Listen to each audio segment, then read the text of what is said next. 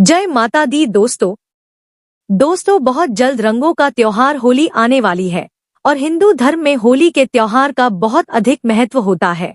पंचांग के अनुसार फाल्गुन माह के शुक्ल पक्ष की पूर्णिमा को होलिका दहन होता है और उसके अगले दिन चैत्र माह की प्रतिपदा के दिन होली खेली जाती है।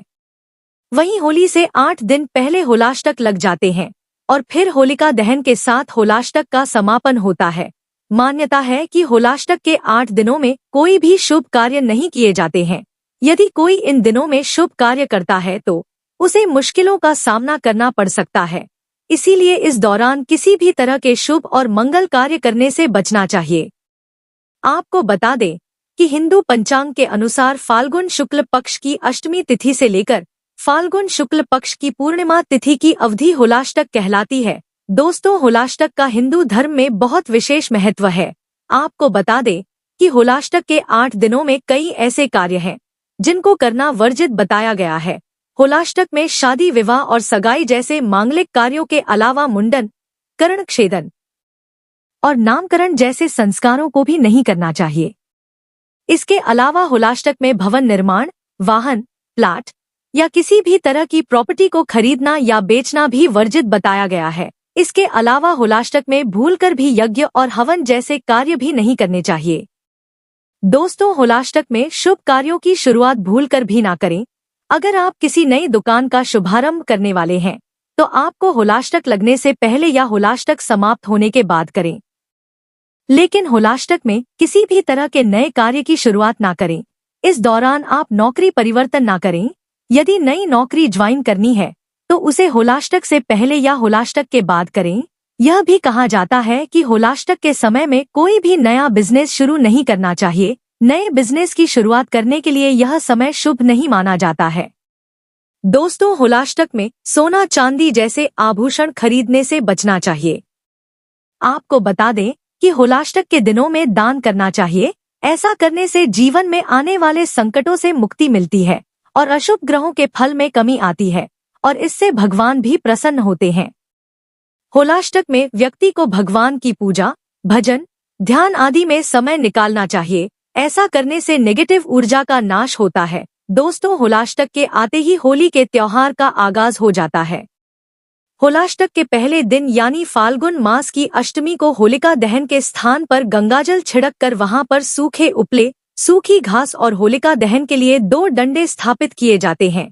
इसमें से एक को होलिका तथा दूसरे को प्रहलाद माना जाता है। सामान्यतः होलिका चौराहों पर जलाई जाती है और होलाष्टक के दिन से होलिका दहन तक प्रतिदिन इसमें कुछ न कुछ लकड़ियां डाली जाती हैं। चलिए जानते हैं कि साल 2025 में होलाष्टक कब शुरू होंगे और कब समाप्त होंगे। तो आपको बता दें कि होली के 8 दिन पहले होलाष्टक लग जाते हैं। इस साल होलाष्टक की शुरुआत 7 मार्च 2025 दिन शुक्रवार से हो रही है और होलाष्टक की समाप्ति 13 मार्च 2025 दिन गुरुवार को हो जाएगी। और पंचांग के अनुसार इस साल फाल्गुन मास की पूर्णिमा की तिथि 13 मार्च 2025 की सुबह 10:35 से आरंभ हो रही है, जो अगले दिन 14 मार्च 2025 की दोपहर 12:23 तक रहेगी। ऐसे में उद्या तिथि के अनुसार 13 मार्च 2025 को होलिका दहन होगा। याद रहे कि इसी दिन भद्रा भी लग रहा है, जो सुबह 10:35 से रात 11:26 तक रहेगी। इस कारण होलिका दहन रात 11:26 के बाद किया जा सकेगा। होलिका दहन का शुभ मुहूर्त रात 11:26 से लेकर रात 12:30 तक रहेगा। वहीं इसके अगले दिन यानी 14 मार्च 2025 दिन शुक्रवार को रंग वाली होली मनाई जाएगी। दोस्तों, होलाष्टक से जुड़ी 2 कथाएं प्रचलित है।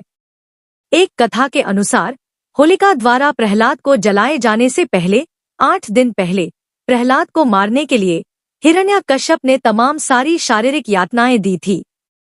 इसीलिए इन 8 दिनों को हिंदू धर्म के अनुसार सर्वाधिक अशुभ माना जाता है। इसके अलावा कहा जाता है कि एक बार प्रेम के देवता कहे जाने वाले कामदेव ने भगवान शिव जी की तपस्या भंग कर दी थी। इससे रुष्ट होकर शिव जी ने कामदेव को फाल्गुन की अष्टमी के दिन ही भस्म कर दिया था। इसके बाद कामदेव की पत्नी रति ने शिव जी की आराधना की और कामदेव को पुनः जीवित करने की प्रार्थना की, जिसके बाद शिव जी ने रति की प्रार्थना स्वीकार कर ली और महादेव के इस निर्णय के बाद ही जनसाधारण में हर्षोल्लास मनाया गया और होलाष्टक का अंत होलिका दहन के दिन हो गया। यही वजह है कि यह 8 दिन शुभ कार्यों के लिए वर्जित माने जाते हैं। तो दोस्तों, यह जानकारी आपको अच्छी लगी तो कमेंट में जय माता दी जरूर लिखें और अगर आपका कोई सवाल है तो उसे कमेंट बॉक्स में अवश्य पूछ लें और इस वीडियो को लाइक करें, शेयर करें और साथ ही साथ चैनल को सब्सक्राइब करें। धन्यवाद।